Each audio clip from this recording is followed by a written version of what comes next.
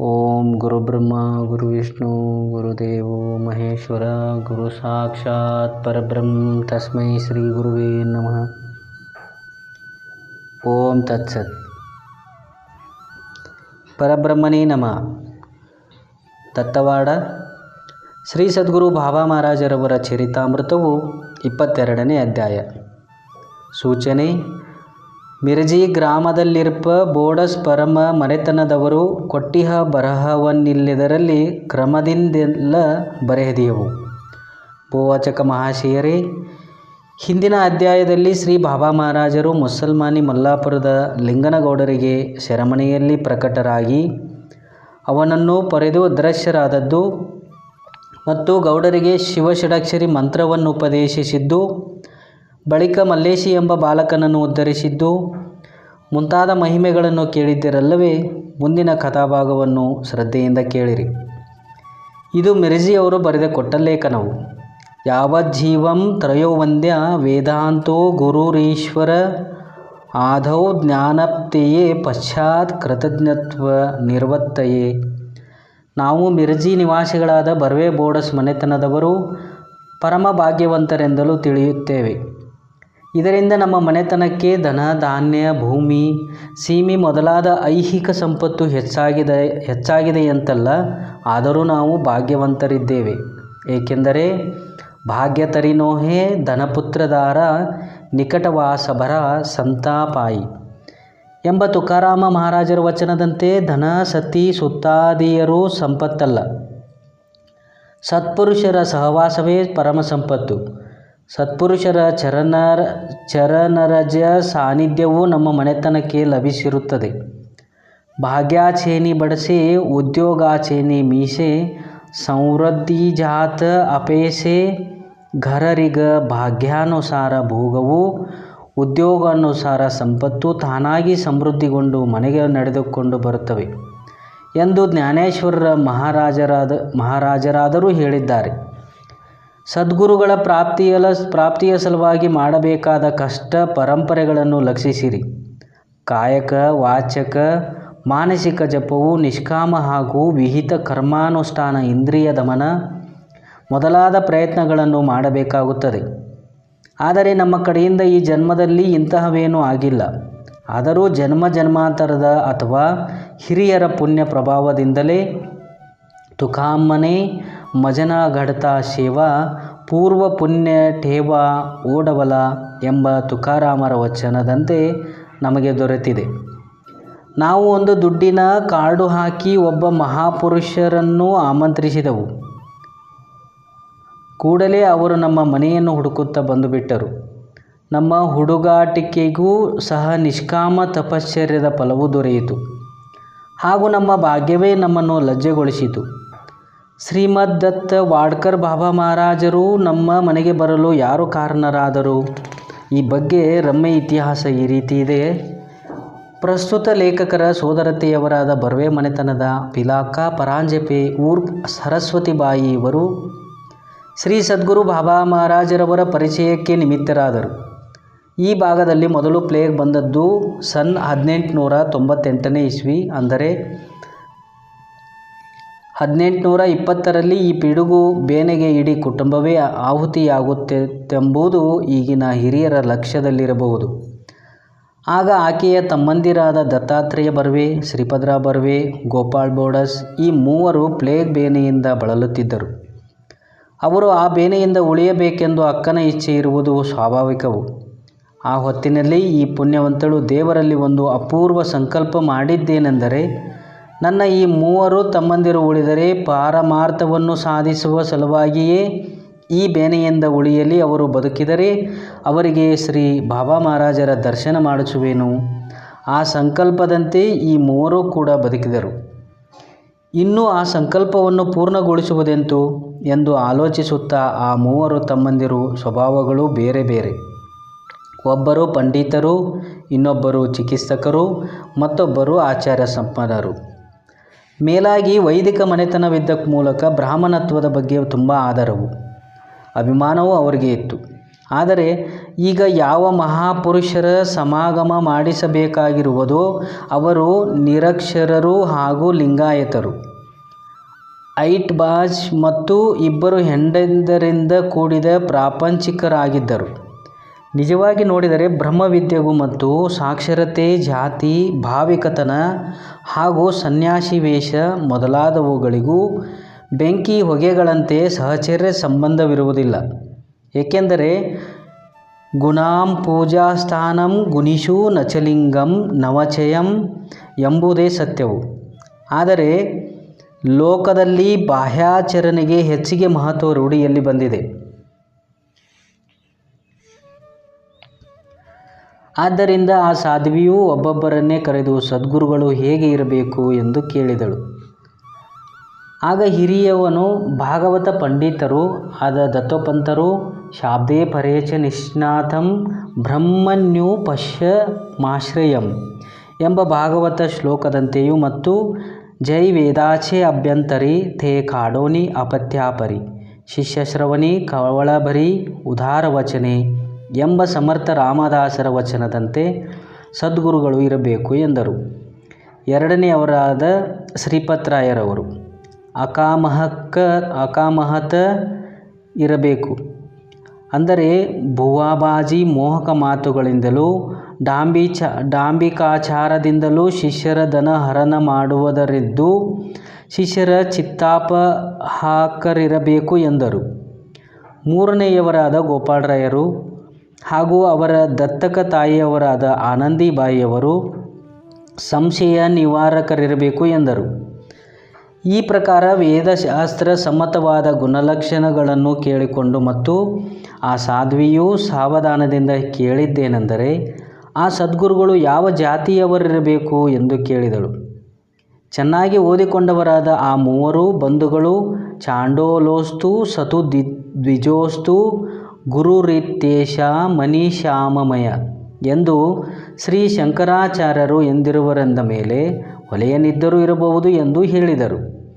ಏಕೆಂದರೆ ಕುರುಡ ಬ್ರಾಹ್ಮಣನು ಹೋಗುವಾಗ ಮುಂದಿರುವ ತಗ್ಗಿನ ಸೂಚನೆಯನ್ನು ಒಬ್ಬ ಹೊಲೆಯನು ಸೂಚಿಸಿದರೂ ಸರ್ವಮಾನ್ಯವಿದೆ ಅಲ್ಲವೇ? ಎಲೆ ರಾಮನೇ, ವರಂ ಶರಾವಹಸ್ತೇನ ಚಾಂಡಾಲಘಾರ ಮಿತೀಷು ಭಿಕ್ಷಾರ್ಥಮಟನಂ ರಾಮ ನಮೋರ್ಕ್ಯ ಹತ ಜೀವಿತಂ ಎಂದು ವಸಿಷ್ಠರಾದರೂ ರಾಮಚಂದ್ರನಿಗೆ ಹೇಳಿದ್ದಾರೆ. ಆ ಬಂಧುಗಳ ಈ ರೀತಿಯ ನಿಶ್ಚಯವನ್ನು ಕೇಳಿ ಆ ಅಕ್ಕನಿಗೆ ಎಷ್ಟು ಆನಂದವಾಗಿರಲಿಕ್ಕಿಲ್ಲ. ಶ್ರೀಗಳ ದಿವ್ಯತೆಯ ಪ್ರತೀತಿಯು ಅವಳಿಗೆ ತನ್ನ ಅತ್ತೆಯ ಮನೆಯಲ್ಲಿಯೇ ಆಗಿತ್ತು. ಆಕೆಯ ಮೈದುನರಾದ ವಿರಕ್ತ ಶಿರೋಮಣಿ ಹರಿಬಾವು ಪರಾಂಜಪೆಯವರು ಶ್ರೀ ಬಾಬಾ ಮಹಾರಾಜರ ಅನುಗ್ರಹದಿಂದಲೇ ಕೃತಾರ್ಥರಾದದ್ದನ್ನು ಆಕೆಯು ಪ್ರತ್ಯಕ್ಷ ಕಂಡಿದ್ದಳು. ಆಕೆಯ ಮೈದುನರ ಸ್ವಭಾವವು ಸಿಟ್ಟಿನದಿದ್ದರೂ ಹಾಗೂ ತಾನು ವಿಧವಾ ಸ್ಥಿತಿಯಲ್ಲಿದ್ದರೂ ಅಣ್ಣ ತಮ್ಮಿಂದರನ್ನು ಬಿಟ್ಟು ಅತ್ತೆಯ ಮನೆಯಲ್ಲಿಯೇ ನಿಂತು ಆತ್ಮಚಿಂತನ ಮಾಡುತ್ತಿರುವುದೇ ತನ್ನ ಜೀವಿತ ಸಾಧನವೆಂದು ಆಕೆಯು ನಿಶ್ಚಯಿಸಿದ್ದಳು. ಆಗ ಅವಳು ದತ್ತವಾಡದ ಶ್ರೀ ಬಾಬಾರವರಿಗೆ ಬೇಗನೆ ಪತ್ರ ಬರೆಯಲು ಹೇಳಿದಳು. ಶ್ರೀ ಗೋಪಾಳರಾಯರು ಪತ್ರ ಬರೆಯಲು ಪ್ರಾರಂಭಿಸಿದರು. ಆದರೆ ಏನು ಬರೆಯಬೇಕೆಂಬುದೇ ಹೇಳಲೊಲ್ಲದು. ಸದ್ಗುರು ಎಂದು ಬರೆಯಬೇಕೆಂದರೆ ಇನ್ನೂ ಶಿಷ್ಯ ಸಂಬಂಧವಾಗಿಲ್ಲ. ರಾರ ಎಂದು ಬರೆಯಬೇಕೆಂದರೆ ಅಯೋಗ್ಯವೆನಿಸಹತ್ತಿತು. ಚಾಂಗದೇವನು ಜ್ಞಾನೇಶ್ವರರಿಗೆ ಕೋರಾಪತ್ರ ಕಳಿಸಿದಂತೆ ಬರೆಯದೇ ಕಳಿಸಿದರೆ ಉತ್ತರ ರೂಪದಲ್ಲಿ ಬರುವ ಚಾಂಗದೇವ ಪಾಸಷ್ಟಿಯ ಅರ್ಥವು ತಿಳಿಯುವವರಾರು. ಸಾನವಿವಿ ಎಂದು ಬರೆದರು ಹಾಗೂ ಅದರಲ್ಲಿ ತಾವು ಬರಬೇಕು, ತಮ್ಮ ಆಗಮನವನ್ನು ನಿರೀಕ್ಷಿಸುತ್ತಿದ್ದೇವೆ ಇತ್ಯಾದಿ ಬರೆದರು. ಅದರಲ್ಲಿ ನಮ್ರತನ, ವಿನಯ, ಆದರ, ಭಕ್ತಿ, ಪ್ರೇಮ ಈ ಗುಣಗಳು ಅಭಾಸ ರೂಪದಿಂದಲೇ ಇದ್ದವು. ಆದರೆ ಜಗತ್ತಿನಲ್ಲಿ ಆಕಾರನ ಶತ್ರುಗಳಿದ್ದಂತೆ ಆಕಾರನ ಮಿತ್ರರು ಇರುತ್ತಾರೆ. ಸಾಧು ಸಂತರು ಆಕಾರನ ಮಿತ್ರರು, ಅನಿಮಿತ್ತ ಬಂಧುಗಳು. ಶ್ರೀ ಬಾಬಾ ಮಹಾರಾಜರು ಶಕೆ 1821 ಮಾರ್ಗಶಿಷ್ಯ ಶುದ್ಧ 4ನೇ ದಿನ ನಮ್ಮ ಮನೆಗೆ ಆಗಮಿಸಿದರು. ಆ ದಿನವು ನಮಗೆ ಸುವರ್ಣ ದಿನವೂ, ಮಂಗಲಕ್ಕೆ ಮಂಗಲವೂ, ಹಬ್ಬಕ್ಕೆ ಹಬ್ಬವೂ, ದೀಪಾವಳಿಗೆ ದೀಪಾವಳಿಯು. ಆ ದಿವಸದಿಂದ ನಮ್ಮ ಪಾರಮಾರ್ಥಿಕ ಜೀವನದಲ್ಲಿ ಕ್ರಾಂತಿಯಾಯಿತು. ನಮ್ಮಲ್ಲಿ ಬಹಿರ್ಮುಖವಾಗಿ ಶಾಸ್ತ್ರ ಚಿಂತನೆ ಮಾಡುವ ಪುರುಷರು ಆ ದಿನದಿಂದ ಅಂತರ್ಮುಖರಾದರು ಮತ್ತು ತಮ್ಮ ತಮ್ಮೊಳಗೆ ವಿಚಾರ ಹತ್ತಿದರು. ಆ ಶುಭ ದಿನದಿಂದ ಈ ಮನೆತನದ ಅರಿಯದ ಹೆಂಗಸರು ಹುಡುಗರು ಸಹ ವಿವೇಕಿಗಳಾದರು ಮತ್ತು ಅವರು ಪರಸ್ಪರ ನೀನು ದೇಹವೋ ಅಥವಾ ದೇಹವನ್ನು ಅರಿಯುವವನು ನೀನೋ, ನೀನು ಮನಸ್ಸು ಅಥವಾ ಮನಸ್ಸನ್ನು ಅಳಿಯುವವನು ನೀನೋ ಎಂದು ವಿಚಾರಿಸಹತ್ತಿದರು. ಮಾಜೇ ಮರಾಠೆ ಯಾಚಿಯೇ ನಗರಿ ಬ್ರಹ್ಮವಿದ್ಯೇಚ ಸುಖಾಳು ಖರಿ ಎಂಬ ಜ್ಞಾನೇಶ್ವರರ ವಾಕ್ಯದಂತೆ ನಮ್ಮ ಮನೆತನದ ಸ್ಥಿತಿಯಾಯಿತು. ಶ್ರೀ ಬಾಬಾ ಮಹಾರಾಜರು ಬಂದ ಕೂಡಲೇ ಅವರ ದರ್ಶನಾರ್ಥವಾಗಿ ನೆರೆಹೊರೆಯವರು ಬಂದರು. ದರ್ಶನ ಸಮಾರಂಭವು ಒಳ್ಳೆ ವಿಜೃಂಭಣೆಯಿಂದ ಸಾಗಬೇಕೆಂದು ಊರೊಳಗಿನ ಕೆಲವು ಪ್ರಮುಖ ಜನರಿಗೆ ನಾವು ಆಮಂತ್ರಣ ಕೊಟ್ಟಿದ್ದೆವು. ಇದು ಬಾಬಾರವರಿಗೆ ತಿಳಿದ ಕೂಡಲೇ ಅವರು ಗಟ್ಟಿಯಾಗಿ ನಿಷ್ಠುರದಿಂದ ನನ್ನ ಕೀರ್ತಿಯು ಬೆಳೆಯಬೇಕೆಂದು ನಿಮಗೆ ಅನ್ನಿಸುತ್ತಿದ್ದರೆ ಇದೇ ನನ್ನ ಕೊನೆಯ ಭೇಟಿ ಎಂದು ತಿಳಿಯಿರಿ ಎಂದು ಹೇಳಿದರು. ಅಕಾಮಹತ ಇದಕ್ಕಿಂತ ಬೇರೆ ಯಾವುದಿದೆ? ನಿಜವಾಗಿಯೂ ನಾವು ಭಾಗ್ಯಶಾಲಿಗಳು. ತದ್ವಿದ್ಧಿ ಪ್ರಣಿಪಾತೇನ ಪರಿಪ್ರಶ್ನೇನ ಸೇವಯ ಎಂಬ ಗೀತಾವಚನದಂತೆ ನಾವು ಯಥಾಶಕ್ತಿ ಆಚರಿಸಿದೆವು. ಕೇಳಿದ ನಂತರಲ್ಲವೇ ಉಪದೇಶಿಸುವುದು? ಆದರೆ ಮಾತ್ರಭಾವಿ ಗುರುನಾಥರು ಪ್ರಥಮ ನಾವು ಪ್ರಶ್ನೆ ಮಾಡುವ ದಾರಿಯನ್ನೇ ನೋಡಲಿಲ್ಲ ಹಾಗೂ ನಮ್ಮಿಂದ ಸೇವೆಯನ್ನು ಮಾಡಿಸಿಕೊಳ್ಳಲು ಸಹ ಬಯಸಲಿಲ್ಲ. ಆದರೆ ತಾವೇ ಹೇಳಲು ಪ್ರಾರಂಭಿಸಿದರು. ನಮ್ಮ ಯಾವ ಯೋಗ್ಯತೆಯನ್ನು ಅವರು ಕಂಡರೆಂಬುದು ಅವರಿಗೆ ಗೊತ್ತು. ವಾದ ಖಂಡನಾತ್ಮಕ ಸಂವಾದವೂ ಪ್ರಾರಂಭವಾಯಿತು. ಬಾಬಾ ದತ್ತೋಪಂತರೇ, ಸತ್ಯ ನುಡಿಯುತ್ತೇನೆಂದು ದೇವರ ಆಣೆಯನ್ನು ಮಾಡಿರಿ.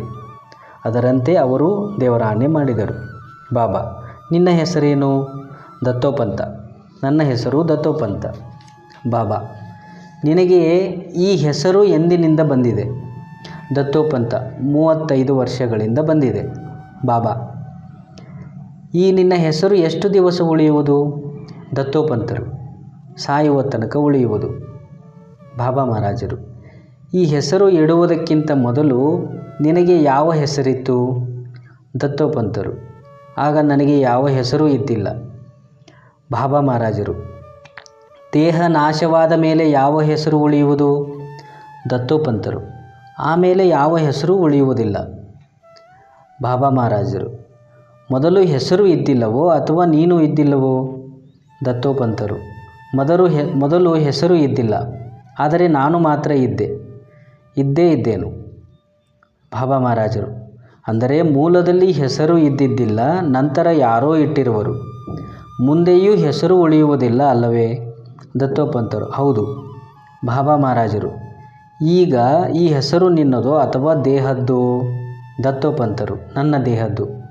ಬಾಬಾ ಹಾಗಾದರೆ ಮೊದಲು ಆನೆ ಮಾಡಿ ನನ್ನ ಹೆಸರು ದತ್ತೋಪಂತರೆಂದು ಯಾಕೆ ಹೇಳಿದಿರಿ? ದತ್ತೋಪಂತ ನಾನು ತಪ್ಪಿದೆನು. ಬಾಬಾ ಮಹಾರಾಜರು ಇರಲಿ, ಮನಸ್ಸಿಗೆ ಹಚ್ಚಿಕೊಳ್ಳಬೇಡ, ಎಲ್ಲರೂ ತಪ್ಪುತ್ತಾರೆ. ದೇಹದಲ್ಲಿ ಅಹಂಭಾವ ತಾಳದೆ ಯಾವ ವೈದಿಕ ವ್ಯವಹಾರವೂ ಕೂಡ ಸಂಭವಿಸಲಾರದು. ಇನ್ನು ಮುಂದೆ ತಪ್ಪಬೇಡ. ನೀನು ಎಲ್ಲಿ ಇರುವೆ? ದತ್ತೋಪಂತ ಇದೋ ನಾನು ಇಲ್ಲೇ ಇರುವೆನು. ಬಾಬಾ ಎಲ್ಲ ಅದು ನಿನ್ನ ದೇಹವಲ್ಲವೇ? ದತ್ತೋಪಂತ ಹೌದು, ಇದು ನನ್ನ ದೇಹವು. ಬಾಬಾ ಹಾಗಾದರೆ ನೀನು ದೇಹವೋ ಅಥವಾ ದೇಹವು ನಿನ್ನದೋ? ಎರಡು ಹೇಗೆ ಸಾಧ್ಯವು? ಹೇಗೆಂದರೆ ಕಣ್ಣಿನಿಂದ ನೋಡುವವನು ಕಣ್ಣಿನಿಂದ ಭಿನ್ನನು, ಕಿವಿಯಿಂದ ಕೇಳುವವನು ಕಿವಿಗೆ ಭಿನ್ನನು. ಅದರಂತೆ ದೇಹದಿಂದ ವ್ಯವಹಾರ ಮಾಡುವವನು ದೇಹಕ್ಕಿಂತ ಭಿನ್ನನಿರಬೇಕಲ್ಲವೇ? ದತ್ತೋಪಂತರು ಹೌದು, ಭಿನ್ನವಾಗಿರಲೇಬೇಕು. ಬಾಬಾ ಮಹಾರಾಜರು ಸುಮ್ಮನೆ ಹೌದೆನ್ನಬೇಡ. ಅನುಭವಕ್ಕೆ ಬಾರದಿದ್ದರೆ ತಲೆ ತೂಗಬೇಡ. ಶಾಸ್ತ್ರ ಪ್ರತೀತಿ ಹಾಗೂ ಸ್ವಾನುಭವ ಪ್ರತೀತಿ ಇದ್ದರೆ ಮಾತ್ರ ಹೌದೆನ್ನು. ಮನಸ್ಸಿನಿಂದ ವಿಚಾರ ಮಾಡುವವನು ಬುದ್ಧಿಯಿಂದ ನಿಶ್ಚಯ ಮಾಡುವವನು ಮನ ಬುದ್ಧಾದಿಗಳಿಂದ ಭಿನ್ನನಿರುವನಲ್ಲವೇ? ನೀನು ನಿದ್ರಿಸುವಾಗ ದೇಹವನ್ನು ಮರೆಯುವೆಯೋ ಅಥವಾ ಇಲ್ಲವೋ? ದತ್ತೋಪಂತ ಹೌದು, ಮರೆಯುತ್ತೇನೆ. ಬಾಬಾ ಮಹಾರಾಜರು ಎಚ್ಚರವಾದ ಮೇಲೆ ಪುನಃ ನೆನೆಯುವೋ ಇಲ್ಲವೋ? ದತ್ತೋಪಂತರು ಹೌದು, ನೆನೆಯುತ್ತೇನೆ. ಬಾಬಾ ಹಾಗಾದರೆ ನಿನ್ನ ಸ್ಮರಣೆಗೂ ವಿಸ್ಮರಣೆಗೂ ವಿಷಯವಾಗುವ ದೇಹವು ನಿನಗಿಂತ ಭಿನ್ನವಾಗಿರಬೇಕಲ್ಲವೇ? ದತ್ತೋಪಂತರು ಹೌದು, ನನಗಿಂತ ಭಿನ್ನವಾಗಿರಲೇಬೇಕು. ಬಾಬಾ: ಹಾಗಾದರೆ ದೇಹದ ಬ್ರಾಹ್ಮಣತ್ವ ಮೂಲಕ ನೀನು ಬ್ರಾಹ್ಮಣನಾಗಿರುವೆಯೋ? ದತ್ತೋಪಂತ: ಇಲ್ಲ. ಬಾಬಾ: ಅದರಂತೆ ದೇಹ ವೃದ್ಧತ್ವದ ಮೂಲಕ ನೀನು ವೃದ್ಧನಾಗಿವೆಯೋ? ದತ್ತೋಪಂತ: ಇಲ್ಲ. ಬಾಬಾ ಮಹಾರಾಜರು: ಹಾಗಾದರೆ ದೇಹದ ಮರಣದಿಂದ ನೀನು ಸಾಯುವೆಯೋ? ದತ್ತೋಪಂತರು: ಇಲ್ಲ. ಬಾಬಾ ಮಹಾರಾಜರು: ದತ್ತೋಪಂತನೇ, ಈ ವಿಚಾರದಿಂದ ಯಾವಾಗಲೂ ಎಚ್ಚರನಾಗಿರು ಮತ್ತು ಅಮರನಾಗು. ಇಗೋ ನೋಡು, ಜನನ ಮರಣಗಳು ದೇಹದ ಧರ್ಮವು, ಹಸಿವು ನೀರಡಿಕೆಗಳು ಪ್ರಾಣದ ಧರ್ಮವು, ಸುಖ ದುಃಖಗಳು ಮನೋಧರ್ಮವು. ಆದರೆ ನಿನಗೆ ಯಾವ ಧರ್ಮಗಳೂ ಇಲ್ಲ. ಆದ್ದರಿಂದ ನೀನು ಯಾವಾಗಲೂ ಗುಣಧರ್ಮರಹಿತ ಆತ್ಮಸ್ವರೂಪದಲ್ಲಿಯೇ ಇರು. ದೇಹ ಹಂಭವದಿಂದಿರಬೇಡ. ಯಾವಾಗಲೂ ನಿನ್ನ ಸ್ವರೂಪದಲ್ಲಿ ಮನಸ್ಸಿಡು. ಸ್ವರೂಪವು ಸರ್ವಗುಣಧರ್ಮರಹಿತವಿದ್ದರೆ ಅಲ್ಲಿ ಮನವನ್ನಿಡುವುದು ಹೇಗೆ? ಮೌನದ ಕಡೆಗೆ ಸಾಗಿದ ಸಂವಾದವು ಪುನಃ ಶಬ್ದ ಸೃಷ್ಟಿಗೆ ಇಳಿಯಿತು. ಸಮಾಧಾನ: ಮನವು ಲಕ್ಷಣದ್ವಾರ ಮಾತ್ರ ನಿಶ್ಚಯ ಮಾಡಬಲ್ಲದು. ಆದ್ದರಿಂದ ಆತ್ಮನ್ ಸಚ್ಚಿತ್ ಆನಂದ ಲಕ್ಷಣಗಳನ್ನು ಲಕ್ಷಿಸಿ ನೀನು ಯಾವಾಗಲೂ ಇದ್ದವನು. ನಾನು ಇಲ್ಲವೆಂಬ ಅನುಭೂತಿಯೂ ಎಂದೂ ಇಲ್ಲ. ಜಾಗ್ರ ಸ್ವಪ್ನಾದಿಗಳಲ್ಲಂತೂ ಎಲ್ಲದರ ಭಾವವನ್ನು ತಿಳಿಯುವೆ ಹಾಗೂ ಸುಷುಪ್ತಿಯಲ್ಲಿ ಎಲ್ಲದರ ಅಭಾವವನ್ನು ಅರಿಯುವೆ. ಆದ್ದರಿಂದ ನೀನೇ ಸಚ್ಚಿದಾನಂದ ಸ್ವರೂಪ ಬ್ರಹ್ಮನು ಎಂಬಲ್ಲಿಗೆ ಶ್ರೀ ಸದ್ಗುರು ಬಾಬಾ ಮಹಾರಾಜರವರ ಚರಿತಾಮೃತದಲ್ಲಿ 22ನೇ ಅಧ್ಯಾಯವು ಮುಗಿದುದು. ಜೈ ಜೈ ಶಿವನಮಯ ಪಾರ್ವತಿ ಪತಿ ಹರ ಹರ ಮಹಾದೇವ್.